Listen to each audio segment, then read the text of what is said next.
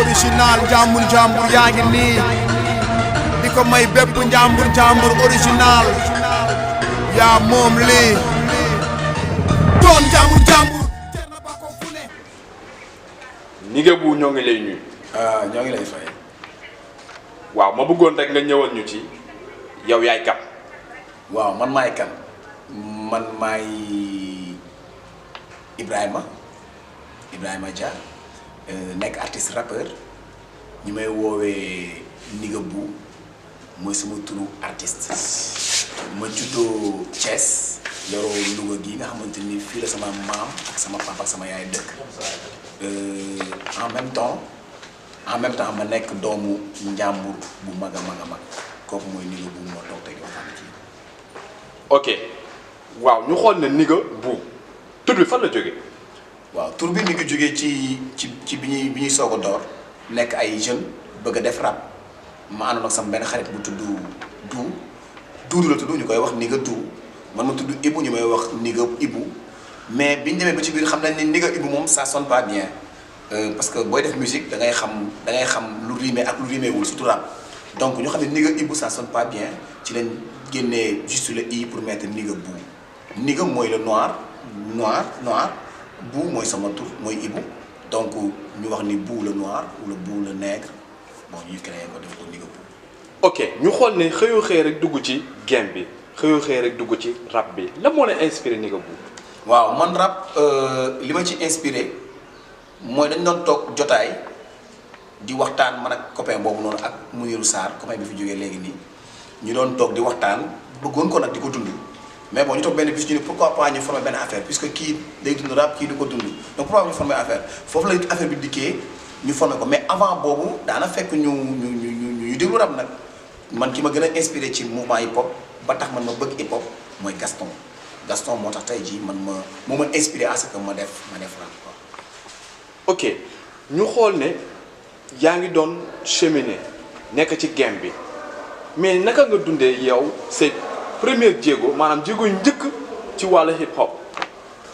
waaw jéego yu njëkk yi ma dund ci wàllu hip hop mooy single bi ñu njëkk a def nga xamante ni RTS lañ ko enregistré benn waa ji tudd Malick Niang nekkoon fa technicien moom ci moom lañ demoon ñu fay ko 6000 7000 mu enregistré ñu ma dafa ñu prise de voix ñu jëloon benn sound bu tuddoon sound bi ma ko fàtte ma xoolal li ñuy def ci kaw microphone loolu la njëkk a génnee sound bi mën nañu wax ni 50 Cent moo defoon musique boobu noonu ñu jëloon ko enregistré ci benn morceau donc loolu mooy jéego bi njëkk a def bi muy njëkkee fay ci rap enregistrement prise de voix RTS la woon te 6000 la fay. ok ñu ne Niga Bu nan ngay juger rap au Sénégal en particulier bu Louga. waaw rap Sénégal moom ni ma koy juger mooy comme li ma la wax mooy am na ci ñum dox am na ci ñum doxul ki nga xamante ni dafay génnee single am prétendre single boobu jaay ko am ci ay wecc itam mu maanaam mu génne mu indi ko ay fonds ba mu mën a améliorer musique am bokk la ki nga xam ne dafay préparer benn album par exemple 2 ans wala 1 an ñëw teg ko avant bu ko teg ci le marché ñu piraté ko kooku ñaar ñooñu mënuñu bokk donc rap bi am na ci ñum dox am na ci ñum doxul ki nga xamante ne mooy ëpp lu muy fournir ay spectacle kooku xëy na mooy gën a doxle sax ki nga xam ne amul benn spectacle parce que man ku mel man par exemple xëy na amu album mais damay def ay spectacle fu bëri spectacle yooyu xëy na man ci laay gagné lu bëree bëri donc kon mën naa wax ne man mi ngi dox ci man as tuut mais am na koo xam ne dafa amul loolu parce que lu mu génnee gars dañ koy piraté duñ ko am jot sax déglu ko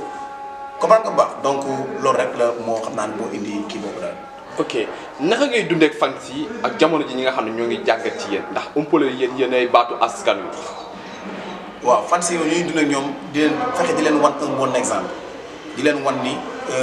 parce que xëy na gënuñu leen a xarañ gënuñu leen a xam mais dañu bëgg rek te yàlla rek tax ñu bëgg li ñuy def aussi te yàlla rek tax donc ñun dañuy fexe rek à chaque fois di jéem a rafetal sama suñu diggante ak ñoom di def lu baax di positif ñu koy gis lépp loo xam ne dafa négatif si ñun aussi ñu fexe di ko nëbb xëy na ay nit lañ mënul ñàkk mais ñu fexe di ko nëbb rek à chaque fois.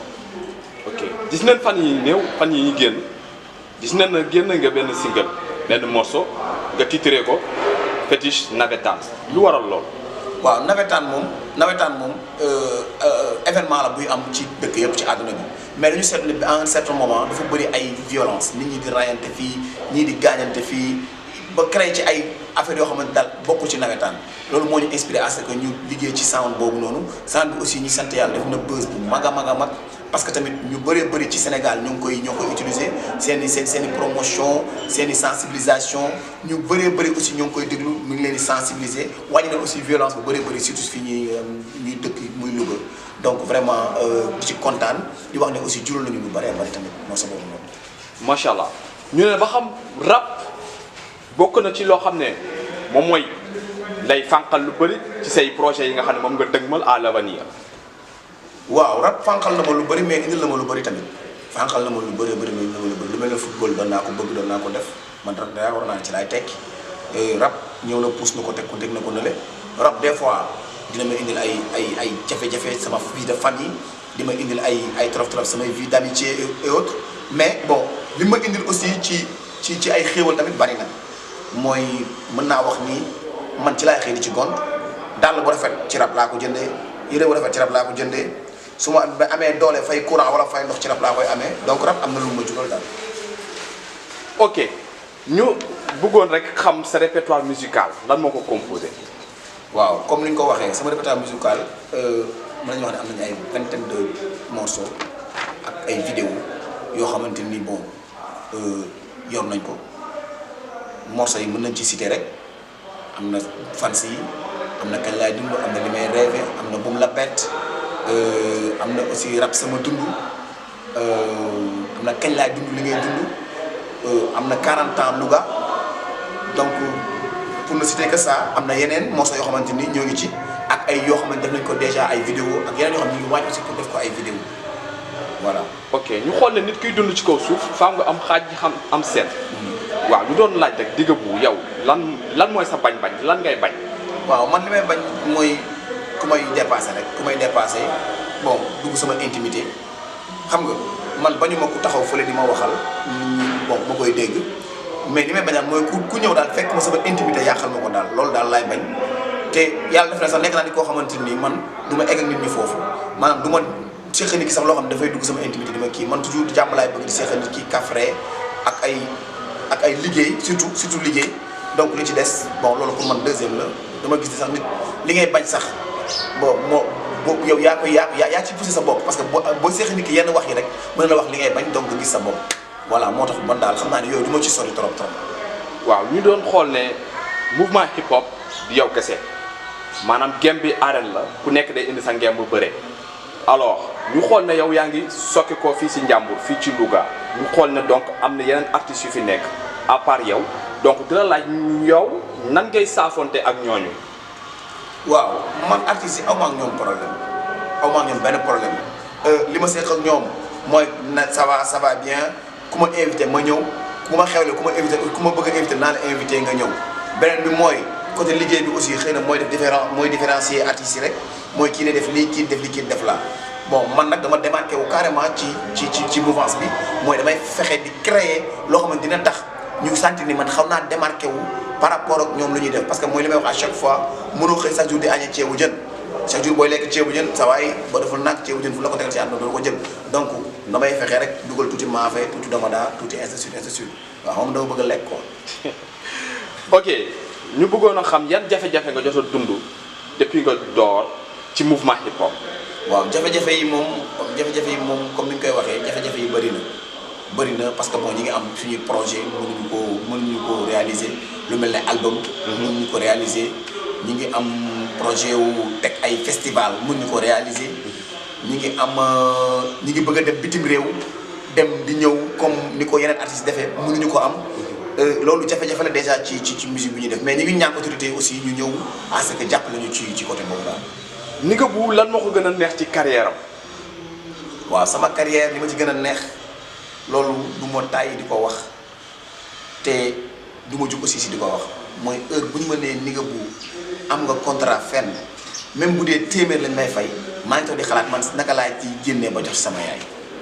ci loolu laay nekk à chaque fois ci loolu laay dox à chaque fois donc mën naa wax ni daal man su may lu may liggéey bu sama yaay feeñul rek wala sama papa feeñul ci rek man pour man liggéey ba daal nekkul liggéey bu ma gënal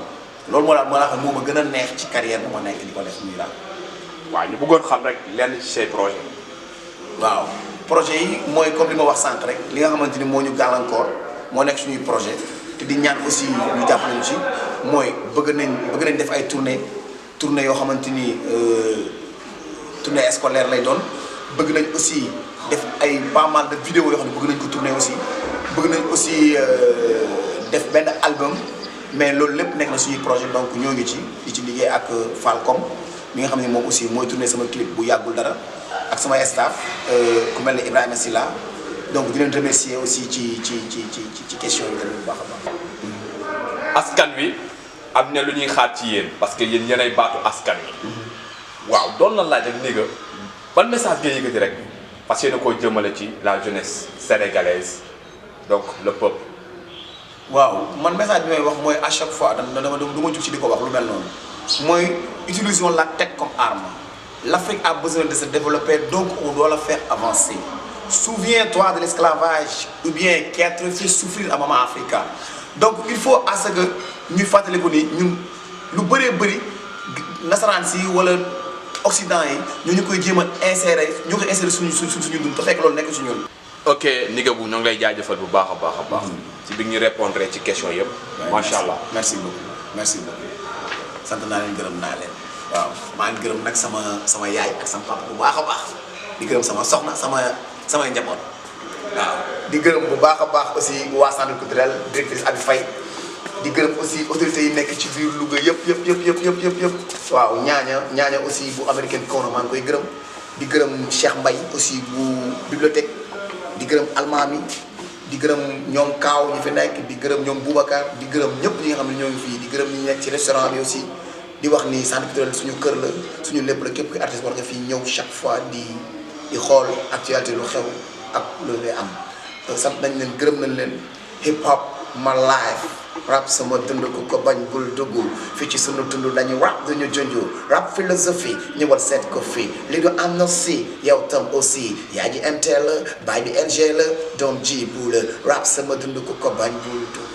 yeah. bay ci li sas nañu mam ma jib aljanna lu juba jeexul jubu fa li jar na bàkkoo fu ne ay góor yàlla